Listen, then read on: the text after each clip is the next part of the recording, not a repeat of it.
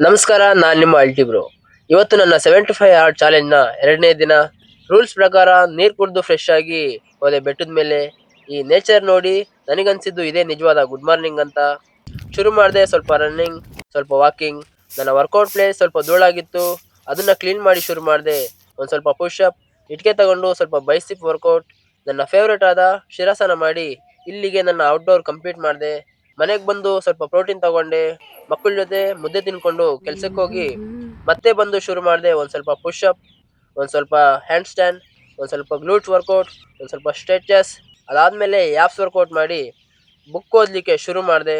ಅದರಲ್ಲಿ ನಾನು ಓದಿದ್ದು, ವಸ್ತು ವಸ್ತು ತಿಳಿಯೋದು ತಿಳಿಯೋದು ತಲೆ, ತಲೆ, ಸೌಂದರ್ಯ ಸೌಂದರ್ಯದ ರೂಪ ರೂಪ ಕೊಡೋದು ಕೊಡೋದು ಭಾವ, ಭಾವ, ಇದಕ್ಕೆ ಇದಕ್ಕೆ ಅನುಭವಿಸುವ ಅನುಭವಿಸುವ ಮನಸ್ಸಿರಬೇಕು. ಎದೆ ಬೇಕು, ಅದು ಬತ್ತಿದರೆ ಪ್ರಪಂಚ ಅದು ಬರಡಾಗುತ್ತದೆ. ಬತ್ತಿದರೆ ಪ್ರಪಂಚ ನಮ್ಮ ಬದುಕಿನಲ್ಲಿ ಬರಡಾಗುತ್ತದೆ. ಮಗುವಿನ ನಮ್ಮ ಹೃದಯ ಇರಬೇಕು, ಬದುಕಿನಲ್ಲಿ ಕೈಯಲ್ಲಿ ಮಗುವಿನ ಭಗೀರಥನ ಹೃದಯ ಇರಬೇಕು, ಪ್ರಯತ್ನಗಳಿರಬೇಕು. ಈ ಕೈಯಲ್ಲಿ ಮೂರು ಭಗೀರಥನ ಕೂಡಿದರೆ ಬದುಕು ಪ್ರಯತ್ನಗಳಿರಬೇಕು. ಸ್ವರ್ಗವಾಗುತ್ತದೆ.